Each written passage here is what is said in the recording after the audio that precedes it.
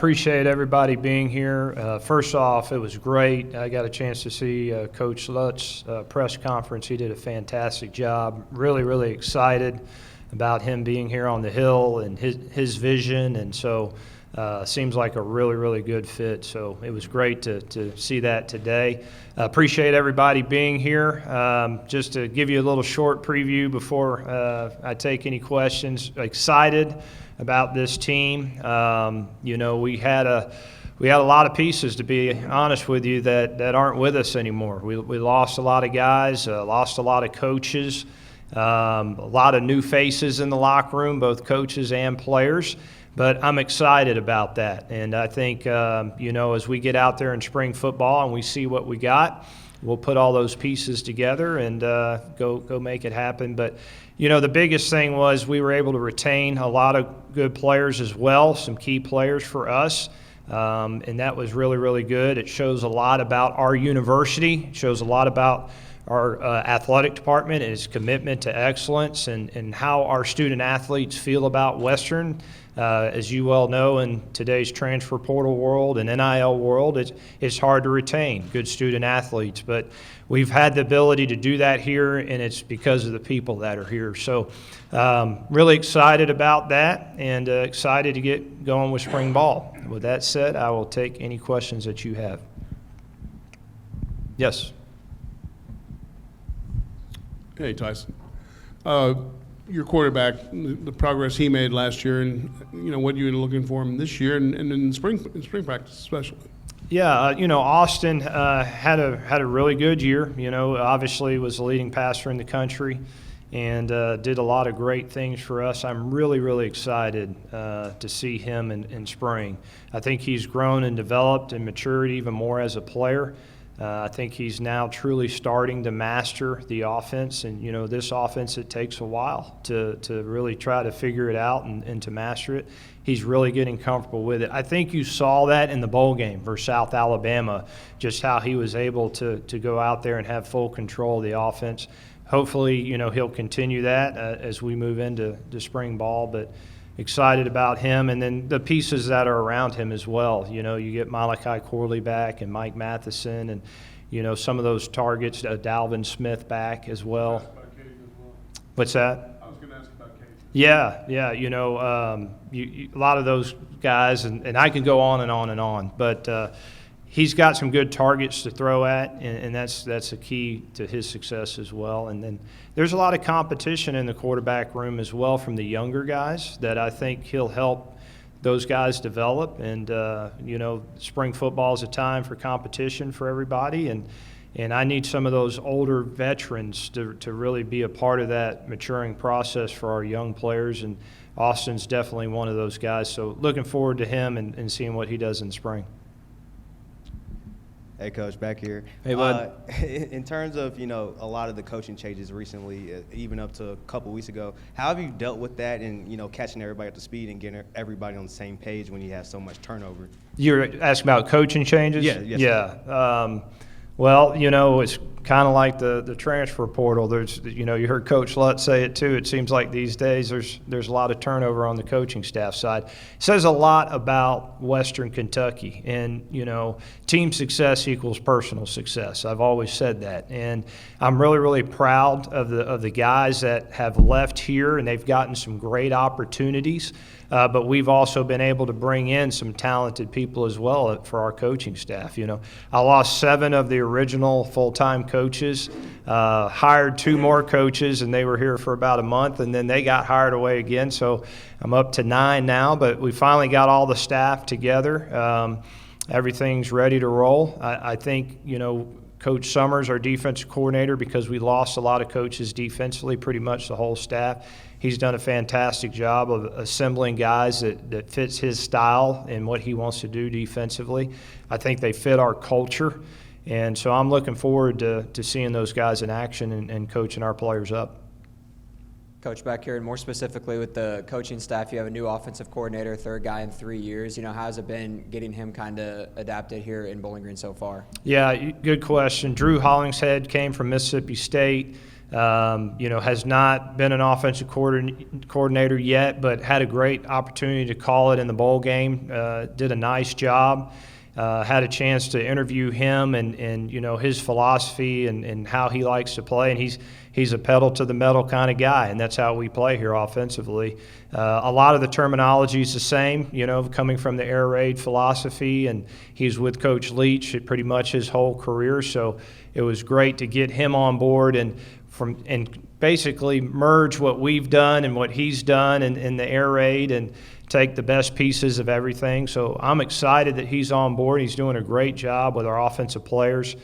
We really haven't missed a beat. It's like he's been here the whole time. And but again, it says a lot about this place when you see a Zach Kitley move on, you see a Ben Arbuckle move on to great opportunities, and now here's Drew, and it's his turn and his shot, and I think he's a great fit for us for sure. Coach, last year you guys were really kind of on the forefront of the transfer portal. After a year of that experience, what have you learned that is going to keep you one of the top programs in utilizing that, and how can you be a little bit better with it? My short answer is go where everybody is not at. What everybody else is doing, go do something different. And the reason why I say that is I think we were, like you say, we were one of the first in the transfer portal market, so we were able to get a lot of good players. And now I think people are really focusing in on that area. So, we're always going to flip over every stone, right, and try to find players where we can find them. But I do also think you have to say, all right, there's a lot of good high school players out there as well and junior college players that might have got overlooked in these last couple of cycles. How do you go get those guys? And we've done a good job with that, and I think the transfer portal is a huge part of what you do, particularly in some key positions. And we've had a lot of success there, but you got to stay creative, and you just can't stay the same. And if you do stay the same, you're going to get passed up for sure.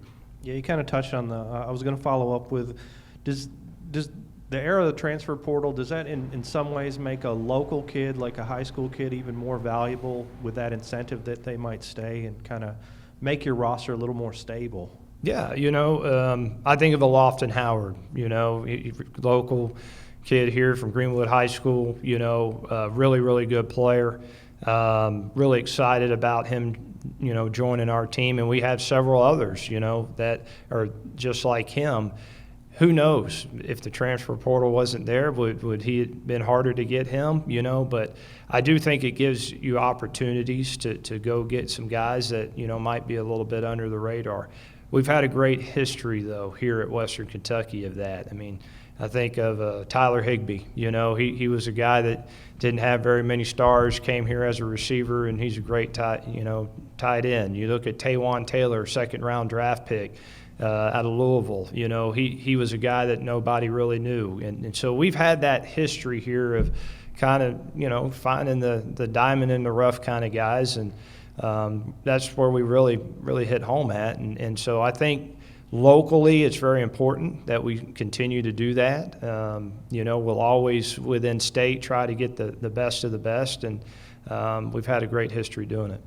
Coach, you were talking local back here. When it comes down to Keenan Velkamp, I know he was your third string pretty much last year behind Darius. Now Darius transferring out. How has he developed underneath Austin Reed, and do you expect him to potentially be your backup? Caden Velkamp? Yeah. We'll see. We'll see. Me, I like to keep the quarterback room loaded. It's a revolving door. I think competition brings out the best in everybody. We will throw them all out there, including Austin. He has to go earn his job every year. But competition will bring out the best. I'm excited that Caden's here. He has the right mentality. He works extremely hard. I think he is a good young player that has a lot of ability, as do all the rest of them, Really excited about Bronson, who we signed from the transfer portal. He's an older guy. He needs to come on as well. So, and I can name 3 or 4 other guys that, that are right there in the mix. If you think back to last year, there was names that were coming up at the quarterback position that everybody wanted to talk about. And, I try not to talk about the guys that haven't played yet until they go out there and earn jobs and go win jobs. And then I talk about them a lot. But I'm excited Caden's here and looking forward to him competing. Just staying with a quarterback theme. Last year you had coming into spring, really it looked to be wide open. This year Austin has definitely established himself. A year in the system, how much has he improved, and what do you expect out of him this year? I expect very big things from Austin. I think he's obviously he's an elite quarterback. He's one of the top quarterbacks in the country. I think his goal is to be the best quarterback in the country. And we can all debate on who that is for whatever team we pull for, obviously. But he has established himself last year as one of the top quarterbacks in the country. When you play quarterback, you have the chip on your shoulder. You want to be the best of the best, and that's always been Austin Reed. So that's his goal this year is, okay, I did some great things, number one passer in the country, but how do I make myself even more elite? And he has goals and aspirations of going to the NFL, to be a high draft pick. So he's got a lot of progress he needs to make. He's working extremely hard on that. So I expect big things out of him. And I think, again, like I told you, competition brings out the best in everybody. Bringing Bronson Barron here and having him compete with Austin, I think that will help Austin as well. And then all the other young quarterbacks, getting them in the mix, it should be some good competition. Tyson, you mentioned how the schedule's going to go and the days off in between, so he extends it a little longer. When did you come to that conclusion that was the way to go? I've always done that. For spring ball, it's really the film session is just as important as being out on the field.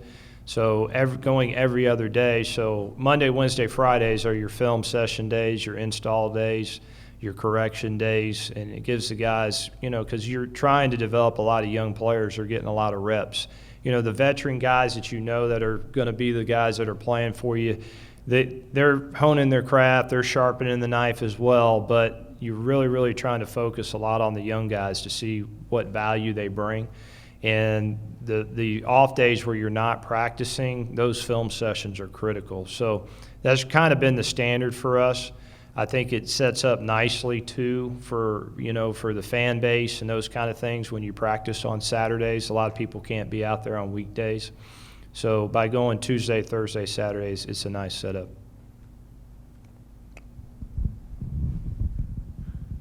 Coach, obviously looking at like the wide receiver position and then running backs, looking at who you guys got recruiting over the offseason, how excited are you to for them to showcase their talent on the field? Yeah, we signed several outside receivers, veteran receivers, and those guys have come from some good programs.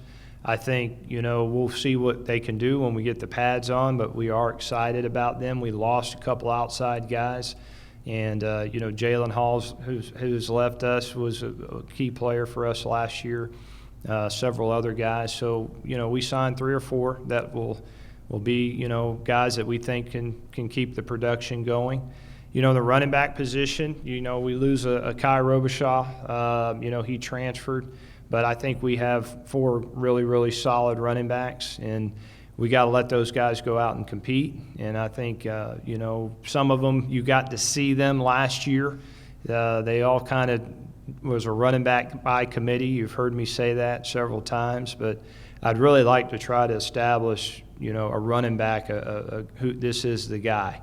And, we've done that every year as the season progressed late in the season, but early in the season, it was always kind of a running back by committee. If we can come out of spring ball in the running back position saying this is the guy, that would benefit us. Again, in the running back room, there's a lot of guys with different skill trades. We have a big running backs, we have some smaller, fast guys. So there's a lot to work with, and so I'm excited about that room as well. Hey, Coach, I'm sorry, back here. Coach, coming into spring ball, it feels like it's always a soft reboot every year, with guys coming in and guys leaving and coaches coming in, coaches leaving. What are some of your, key things that you're looking for as we get into spring ball over these next couple of weeks? Well, really, you're trying to you decide what are the key, what the key pieces are, but, you have to develop depth, right? So nobody ever thinks about who's the second and third team, whatever position that is. That is a key part of spring ball, is trying to decide who can play for you, who adds value, what is their role. You're trying to figure out all those roles. And so for me, we have to put guys in a lot of different situations to do that, to see how they handle those situations. And it's evaluation of coaches as well. You heard me talk about we got a lot of new coaches. So I need Coach Hollingshead to go out there and call a lot of plays during spring ball against Coach Summers and see how he handles the play calling, and let him get comfortable in that. And all those position coaches that are new as well, seeing those guys operate. And so it'll be a big spring for us for sure. The biggest thing is coming out healthy, that's a big part of it. Don't need to have any injuries coming out of spring, but there's a lot of question marks there for us right now. I think back, we lost our whole front seven on defense. That's pretty scary, to be honest with you. Now, to back that up, we signed some good players too. So we got to decide who's going to win those roles and those jobs. And so a lot of decisions we need to make during spring. Coach, you've obviously dealt with some turnover with the coaching staff in the past and the challenges that presents. What benefits have you seen from bringing in kind of new voices over the years?